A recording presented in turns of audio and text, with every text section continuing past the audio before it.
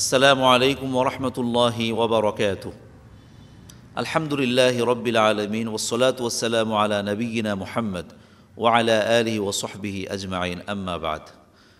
রোজাদার ব্যক্তির পুরস্কার তথা সওয়াব আল্লাহ তাআলা নিজ হাতে কেন দিবেন, এই বিষয়ে আজকে আমরা আলোচনা করছি ইনশাআল্লাহ। আমরা সবাই জানি প্রত্যেক নেক আমলের সওয়াব আল্লাহ তাআলা দেন ফেরেশতাদের মাধ্যমে, কিন্তু একমাত্র ইবাদত রোজা, সিয়াম, যেই সিয়াম তথা রোজার সওয়াব পুরস্কার আল্লাহ তাআলা ফেরেশতাদেরকে দিয়ে দিবেন না, নিজ হাতে দিবেন। যেমন হযরত আবু হুরায়রা রাদিয়াল্লাহু আনহু বলেন, রাসূলুল্লাহ সাল্লাল্লাহু আলাইহি ওয়াসাল্লাম ইরশাদ করেছেন, কুল্লু আমাল ইবনি আদম ইউদাআফুল হাসানাতু বিআশরি আমসালিহা ইলা 700 যুফিন। বনি আদমের প্রত্যেক আমলের সওয়াব 10 থেকে 700 গুণ পর্যন্ত বৃদ্ধি করা হয়। তার মানে বনি আদম তথা আদম সন্তান মানে ইমানদার ব্যক্তি যদি কোনো নেক আমল করে, এটাকে আল্লাহ তাআলা সর্বনিম্ন 10 গুণ বাড়ান আর সর্বোচ্চ 700 গুণ পর্যন্ত বাড়িয়ে দেন।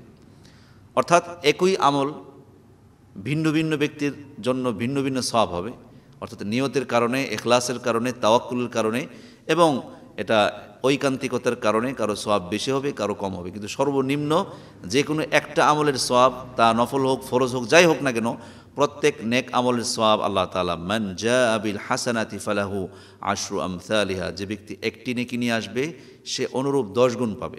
তাহলে সর্বনিম্ন হচ্ছে 10 গুণ, সর্বোচ্চ হচ্ছে 700 গুণ পর্যন্ত।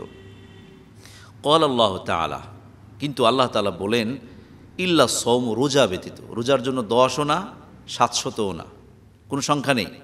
ইল্লা সওম, রোজা ব্যতীত। ফাইন্নাহু লি ওয়া আনা আজজি বিহ, কেননা রোজা বান্দা আমার জন্য রাখে আর আমি নিজেই এর পুরস্কার প্রদান করব।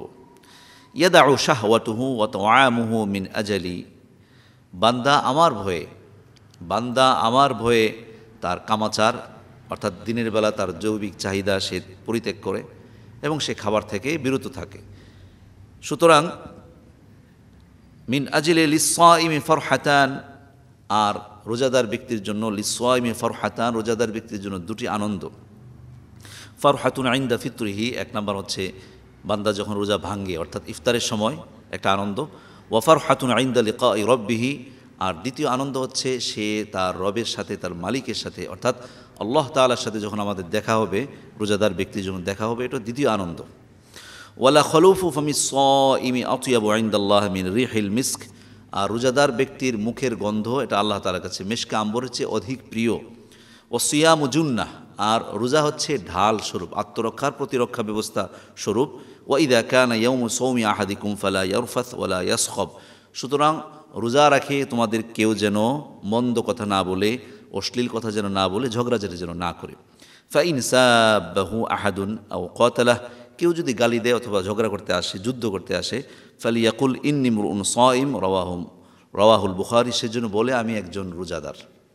সম্মানিত বন্ধুগণ, আজকের আলোচনা আমরা জানলাম যে বনি আদমের প্রত্যেকটা নেক আমলের সওয়াব আল্লাহ তাআলা 10 থেকে 700 গুণ বৃদ্ধি করে থাকেন রোজা ব্যতীত। আল্লাহ তাআলা বলেন রোজা ব্যতীত, কেননা রোজা বান্দা শুধু আমার জন্যই রাখে, আমি নিজে এর পুরস্কার দেব। কেননা বান্দা আমার ভয়ে দিনের বেলায় খাবার থেকে এবং যৌনাচার থেকে বিরত থাকে, সুতরাং আমি নিজে এটার পুরস্কার দেব। কি পুরস্কার দিবেন সেটা এখানে বলা হয় না, এটা আল্লাহ তাআলা গোপন রেখেছেন। তারপর বলা হচ্ছে যে রোজাদার ব্যক্তির জন্য দুটি আনন্দ, একটি ইফতারের সময়, আরেকটা হচ্ছে আল্লাহর সাথে দেখা করার সময়। তারপরে হচ্ছে রোজাদার ব্যক্তির মুখের দুর্গন্ধ আল্লাহ তাআলার কাছে মিশকে আম্বরের চেয়ে অধিক প্রিয়। শেষে বলা হয়েছে রোজা হচ্ছে ঢাল স্বরূপ, সুতরাং রোজা রেখে কেউ যেন ঝগড়া না করে, অশ্লীল কথা না বলে, খারাপ কাজ না করে, এবং কেউ যদি পায়ে পড়ে কেউ যদি যুদ্ধ করতে চায়, গালিগালাজ করতে চায়, ওই ব্যক্তি যেন বলে যে ভাই আমি রোজাদার। এ হচ্ছে সলিউশন। আল্লাহ তাআলা আমাদের সবাইকে রোজার পূর্ণ ফয়েজ এবং বরকত দান করুন, আমিন। আসসালামু আলাইকুম ওয়া রাহমাতুল্লাহি ওয়া বারাকাতুহু।